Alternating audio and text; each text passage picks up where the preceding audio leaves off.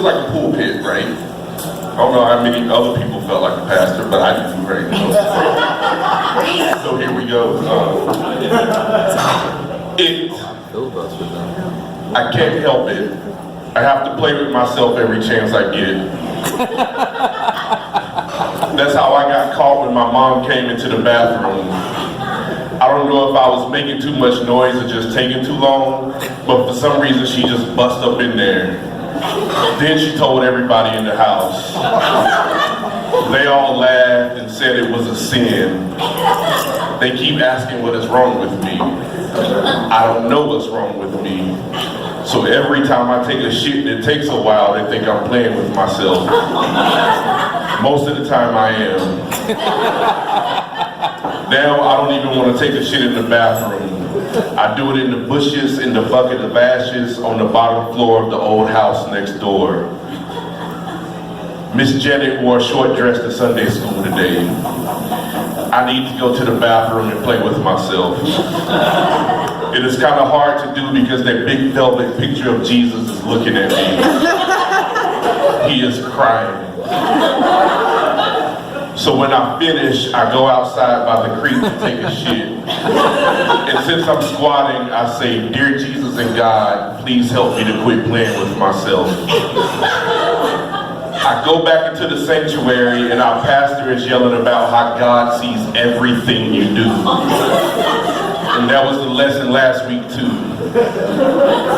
Miss Janet walks on stage and starts singing. I can see the dark crack between her thighs. I go back to the bathroom. It feels good. Real good. And I think that if God is watching me do this, he must be a nasty motherfucker.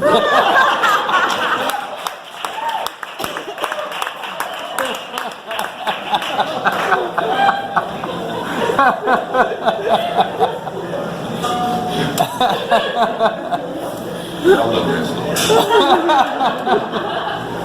Confirmation. It's my last story. Last week, I asked my pastor if I could do a special presentation at Sunday school. I want to recite the entire Psalms 23 and 24, I said, and all 8 of the Beatitudes. Yes, he said, it's a blessing when the youth step up. All week when I'm in the basement at night, I drink moonshine and I'm studying for my presentation. I'm taking a break from my Iceberg Slim novel. It's getting a little scary with him beating up all those women and taking their money, or his money. I don't know whose it really is. My pastor announces, one of our youth has a special presentation today. I stand in front of the pulpit and start with Psalms 23 and finish with 24. No mistakes, no stumbling, loud and clear. Now I would like to continue with the Beatitudes from Matthew, I say. Amen, everyone says. Go ahead, boy. I start. Blessed are the poor in spirit, for theirs is the kingdom of heaven. Amen, ain't that the truth? I keep rambling them off until I get to the end. I look at the congregation, and as expected, they look confused. Perfect. I know I skipped the 6th one, I say, but I wanted to save it for last because it's the most important to me. Blessed are the pure in heart, for they will see God. Amen, everyone says. They clap. My pastor pats me on the shoulders. People hug me. We just know you're going to be a preacher one day. I stick my chest out and grin. You're definitely going to be a preacher. You love the Lord. You can memorize the words so good. I get home and take a sip of moonshine, still smiling. Yep, I can be a preacher. I know I can memorize stuff really good. I like memorizing stuff that's hard to memorize, like Bone Thugs and Harmony.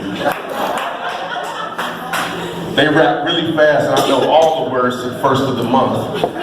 Hey, my nigga, we having a wonderful day and I won't fuck with me. Why? Because it's the first of the month and then we're smoking, choking, rolling blunts and sipping on 40 ounces. That's a hard song to memorize. I can definitely Thank you.